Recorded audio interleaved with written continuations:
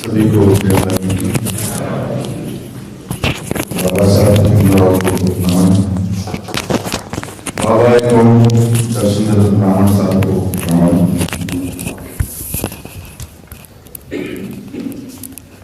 आप लोग सामने कई बार आया हूँ, लेकिन ये पहला मेरा अवसर है दिल्ली में। मेरा खुद का तबादला हो गया है, तो मुझे मौका मिला आप लोगों के बीच आने के लिए, आप लोगों के बीच काम करने के लिए, और वो भी शिक्षा पे।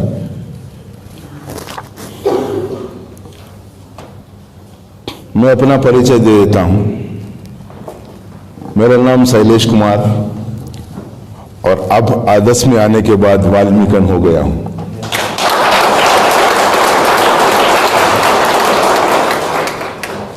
जिस तरह बहन निकुंबना ने कहा कि मैं एक अम्बेडकरिस्ट परिवार से आई हूं, और जहां पे वो अम्बेडकरिस्ट परिवार उन अंधविश्वासों में फंसा हुआ था, और उसके आगे जहां उनका रिश्ता हुआ वो आदर्श परिवार में आई, और वो सारे अंधविश्वासों को तोड़ दिया।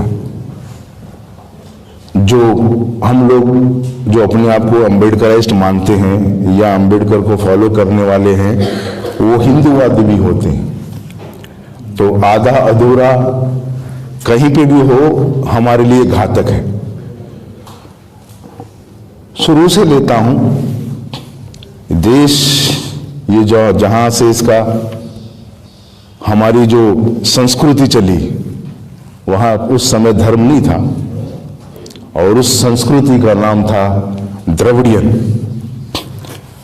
जो हमारे बाबा कौम अक्सर लिखते हैं, द्रविडियन कौम की अस्तित्व का सवाल।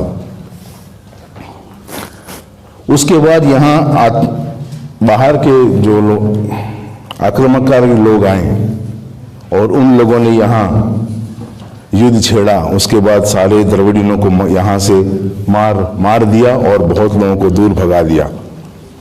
उन लोगों ने यहाँ व्यवस्था कायम करी।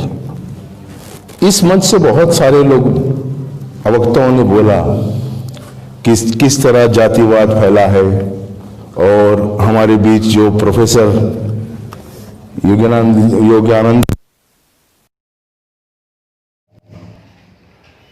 और धर्म की स्थापना करी, हिंदू धर्म।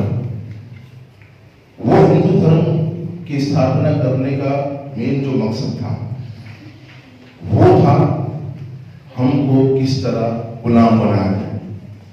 जो यहाँ के मूलवासी जो बोलते हैं, ये यहाँ का जो द्रविडियन था, यहाँ का जो आदिवासी था, जो लड़ रहा था उन आर्यों के खिलाफ, और जो लड़ने वाला था, तो उनको किस तरह से इनको गुलाम रखा जाए।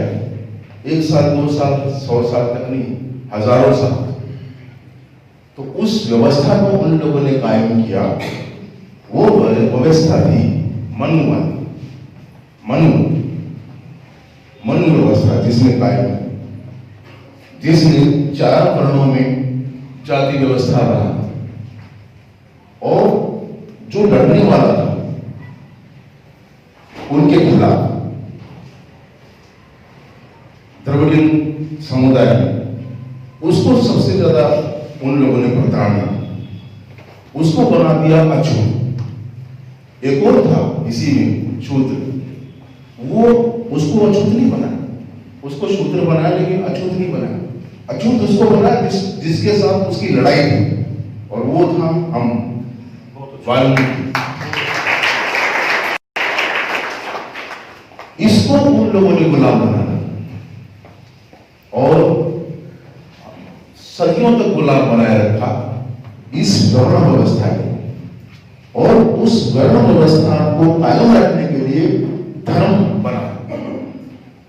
धर्म का उन लोगों ने इस शस्त्र को इस तरह से इस्तेमाल किया ताकि ये सदियों सालों तक सोच ना पाए।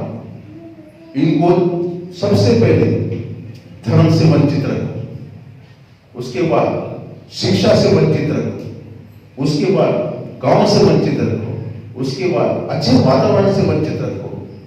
हर वो चीज जो प्रकृति परमात्मा ने हमको दी है, उन सारी चीजों से इनको वंचित रखो और इतने गंदे वातावरण में रखो ताकि इनकी सोच ही डेवलप ना हो जाए, इनकी समझ ही ना डेवलप हो, इनको ज्ञान ही ना मिले कहीं से। उससे बाहर निकालने वाला जो काम हुआ वो बाबा साहब भीमराव अम्बेडकर ने किया।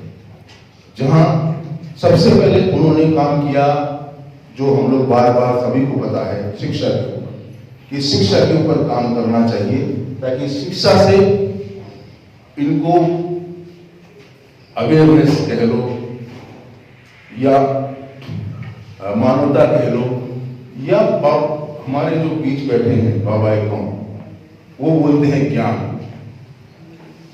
शिक्षा से प्राप्त होता है ज्ञान, और ज्ञान सभी चीजों का होना चाहिए। वही काम जो बाबा साहब अम्बेडकर ने खत्म किया, और उन्होंने सोचा आखिरी वक्त में कि मैं धर्म का निर्माण कर दूं, और वक्त बहुत कम था उनके पास।